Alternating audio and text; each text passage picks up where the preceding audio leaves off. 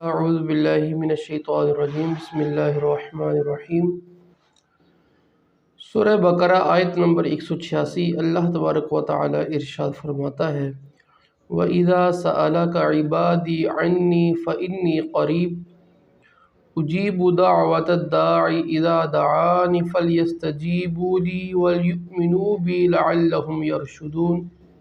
ارشاد فرمایا اے حبیب، جب تم سے میرے بندے میرے بارے میں سوال کریں تو بے شک میں نزدیک ہوں، میں دعا کرنے والے کی دعا قبول کرتا ہوں جب وہ مجھ سے دعا کرے۔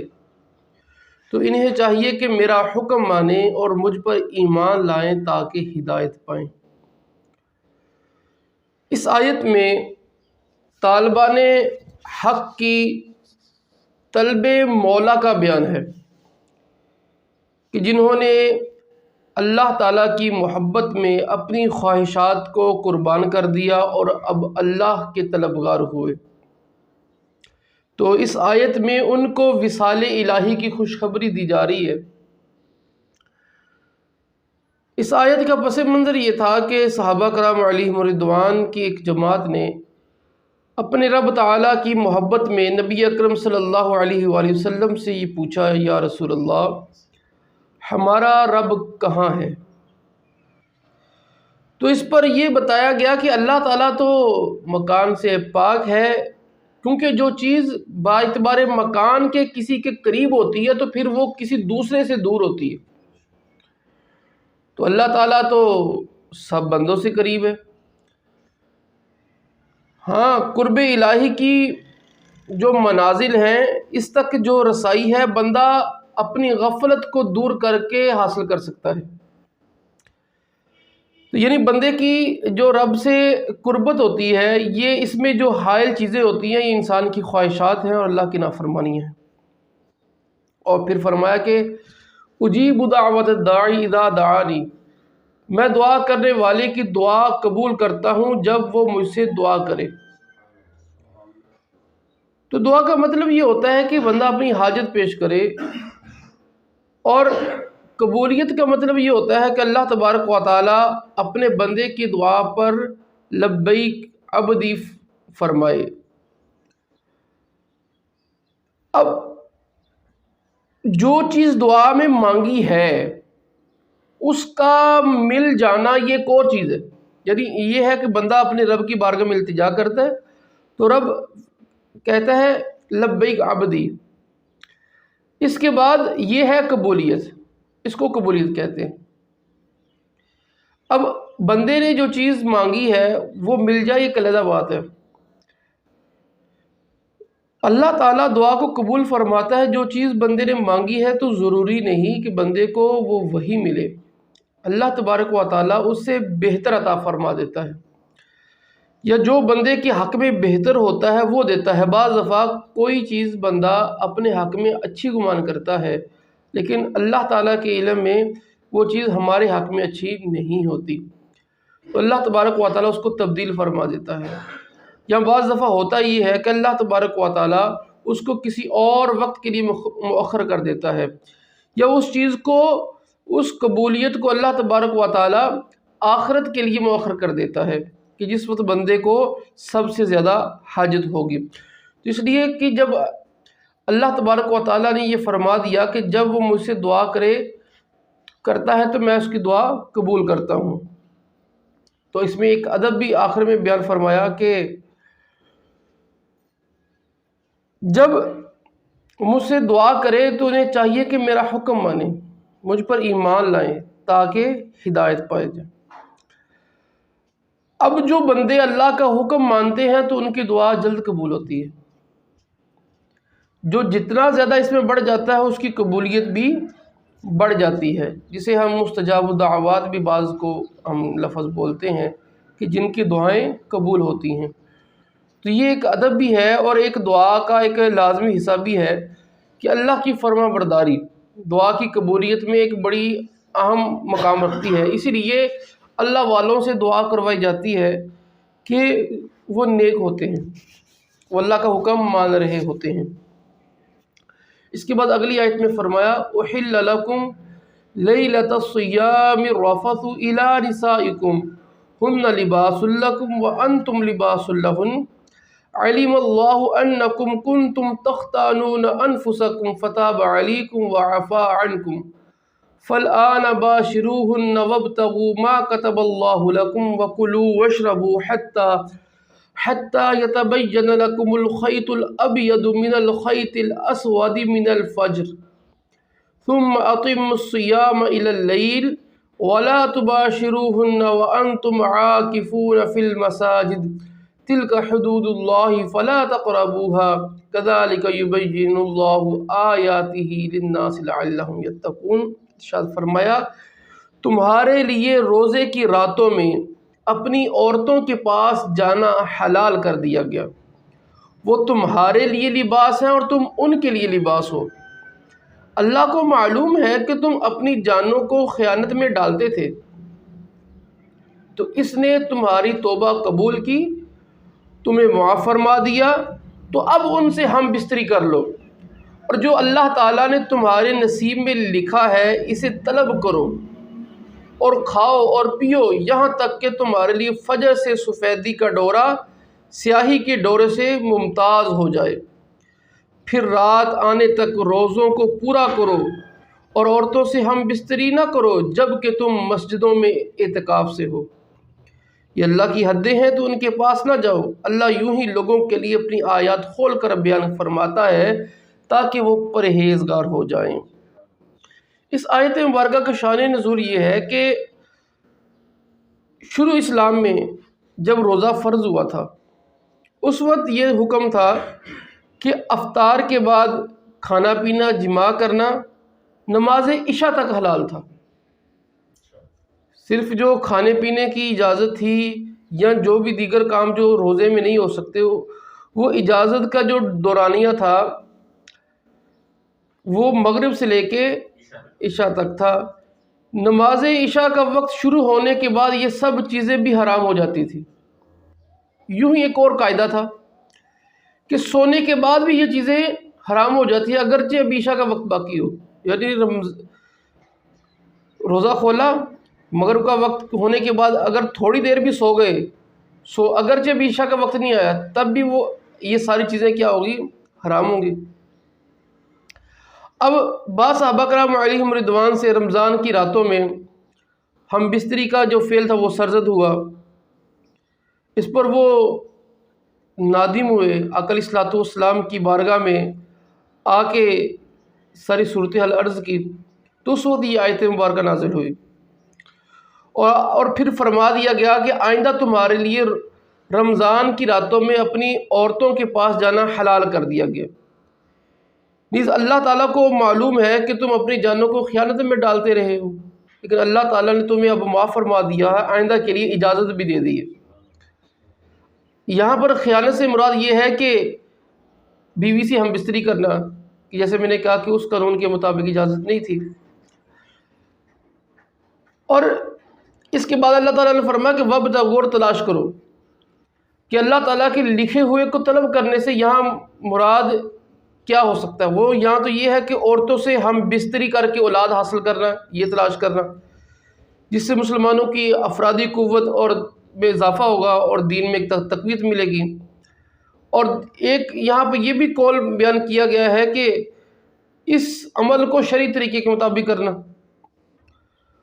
اور یہ بھی ہے کہ یہاں پر طلب کرنے سے مراد رمضان کی راتوں میں زیادہ عبادت کرنا اور بیدار رہ کر یہ شب قدر کی جستجو کرنا، تلاش کرنے سے یہ مراد ہے۔ اور پھر یہاں پر کہا گیا کہ کھاؤ اور پیو، یعنی ان رات کے حصے میں کیا کرو؟ کھاؤ اور پیو۔ یہ آیت یہ نازل ہوئی حضرت سرما بن قیس رضی اللہ تعالیٰ عنہ کے حق میں، یہ والا کہ کھاؤ اور پیو اس رات کے اندر۔ حضرت سرما بن قیس رضی اللہ تعالیٰ عنہ کا معاملہ یہ تھا کہ یہ محنت مزدوری کرتے تھے۔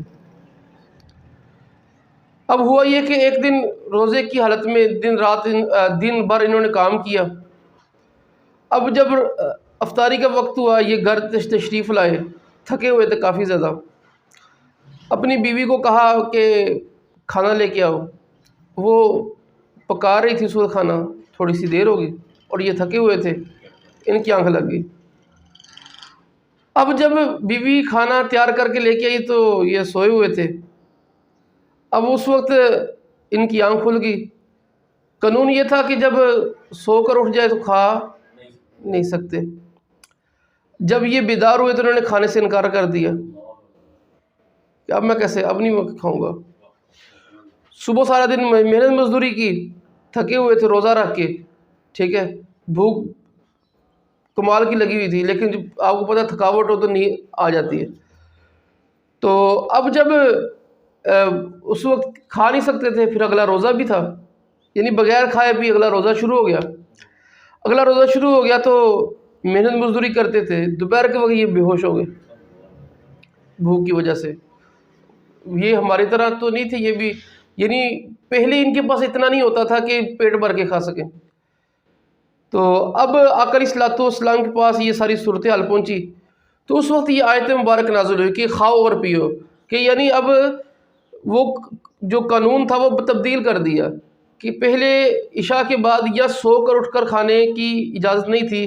اب اللہ تبارک و تعالیٰ نے اس ممانعت کو اٹھا دیا اور رخصت عطا فرما دی کہ اب ان راتوں میں کھانا پینا تمہارے لیے جائز کر دیا گیا. اور یہاں پر یہ فرمایا گیا یہاں تک کہ سفید ڈورا سیاہ ڈورے سے ممتاز ہو جائے. اس سے مطلب یہ ہے کہ یہاں پر جو سیاہ ڈورا رات کو کہا گیا ہے اور سفید ڈورا یہ دن کو کہا گیا ہے کہ یعنی اس وقت تک کھاؤ. یعنی مطلب یہ کہ جب رات ختم ہو جائے اور صبح شروع ہو جائے، یعنی رات جب جو کالا ڈورا ہے سیاہ ڈورا ہے اس کا دورانیہ گزر جائے تو اس وقت تک کھاؤ، یعنی جب دونوں چیزیں آپس میں ممتاز ہو جائیں اس وقت تک کھا سکتے ہیں.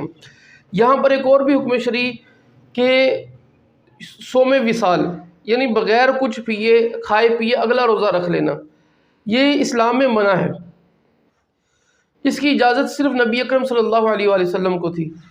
کیا آقا علیہ الصلوۃ والسلام پہ در پہ بغیر کچھ کھائے پیے روزہ رکھتے تھے. سیدنا ابو ہریرہ رضی اللہ تعالیٰ عنہ روایت کرتے ہیں کہ بخاری کی روایت ہے کہ صحابہ کرام علیہم رضوان نے جب آقا علیہ الصلوۃ والسلام کو صوم وصال کے روزے رکھتے ہوئے دیکھا تو انہوں نے بھی رکھنے شروع کر دیے. تو آقا علیہ الصلوۃ والسلام نے انہیں منع فرما دیا کہ آپ صوم وصال کے کھائے بغیر کچھ کھائے پیے روزہ نہ رکھیں. صحابہ کرام نے عرض کی یا رسول اللہ کہ آپ بھی تو روزہ رکھتے ہیں. تو آقا علیہ الصلوۃ والسلام نے فرمایا کہ تم میں میرے جیسا کون ہے؟ میرا رب مجھے کھلاتا بھی ہے اور پلاتا بھی ہے.